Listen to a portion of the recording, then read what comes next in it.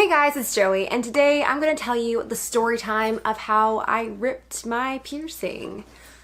Sounds fun! So I've always kind of been a goody-good. I grew up being the golden child, sort of. I was also the guinea pig, so I always got no as an answer because my parents obviously didn't want anything happen to their golden first child. I didn't like getting in trouble as a kid. I didn't like getting in trouble with my parents.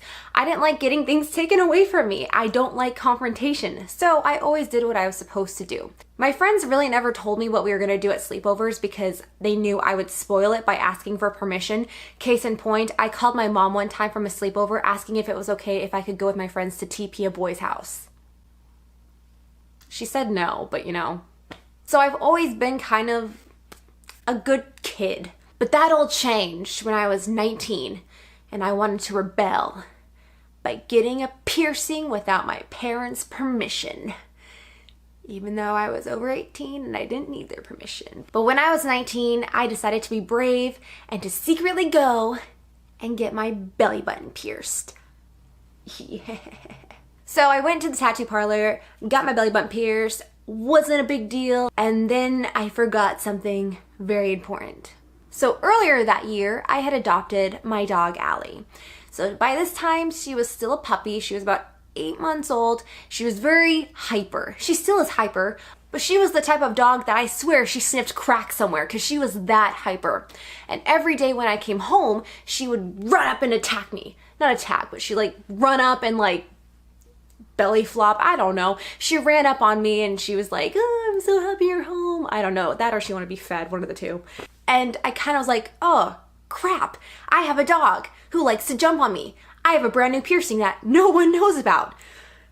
Whoa. For 2 weeks, I was actually pretty good about protecting my sacred stomach. So every time I came home, I'd kind of turn to the side or be like, hoo hoo hoo, like protect myself in the weirdest ways.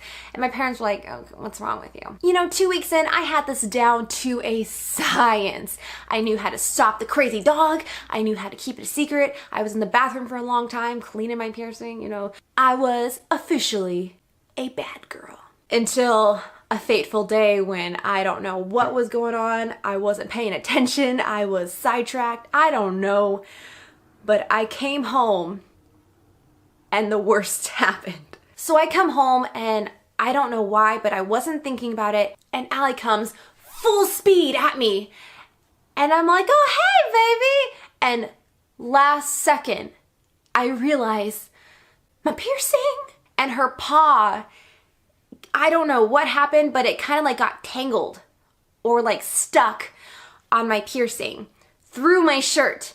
And so when she went down, she pulled my piercing down with it. I can't describe to you the amount of pain I was feeling in that precise moment.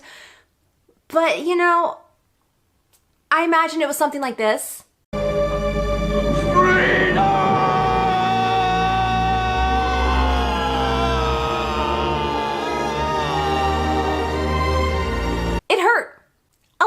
And I couldn't cry and I couldn't, you know, show any type of pain because all she did was jump on me. It doesn't hurt that bad. And my parents were in the room and I couldn't, you know, give them any reason to go, why would that hurt? You know, she does that every day. Because I wasn't supposed to get a piercing and I did it anyway. I kind of go, oh, good girl. And I walk into the bathroom.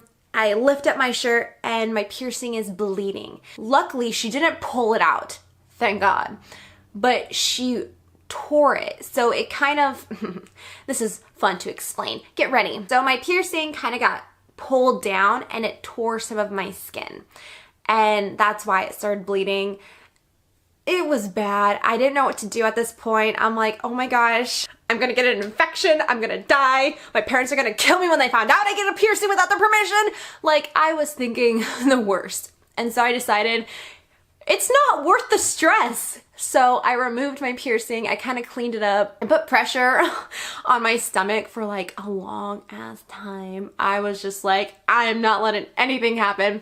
I kept cleaning it with the solution stuff for weeks after, and then it healed. I later found out that belly button piercings actually heal pretty damn fast if you take out the piercing.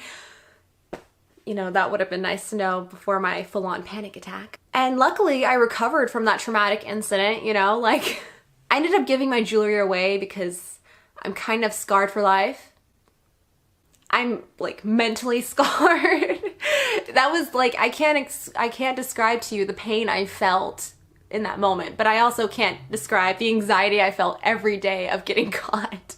It wasn't worth it. It really wasn't. So I still kind of have a tiny little scar, and I'm gonna try to show you guys. It's not that impressive. It healed relatively nice. So it just kind of looks like a normal, like a closed-up piercing hole. But the funny thing is, it's higher than it should be because it got pulled down. So I don't know if you can see it, but it's kind of right here. It's not too bad, honestly. So yeah, it's not that bad. It just kind of looks like a normal closed-up hole. And yeah. So I hope you guys enjoyed this traumatic story time. I had to go through some regressed memories to talk about it, but you know, for your entertainment. If you want to see more story times, let me know in the comments down below. My life has been tragic and full of embarrassing and awkward moments, and I'd be happy to share those with you. So until next time, keep smiling, guys. Bye!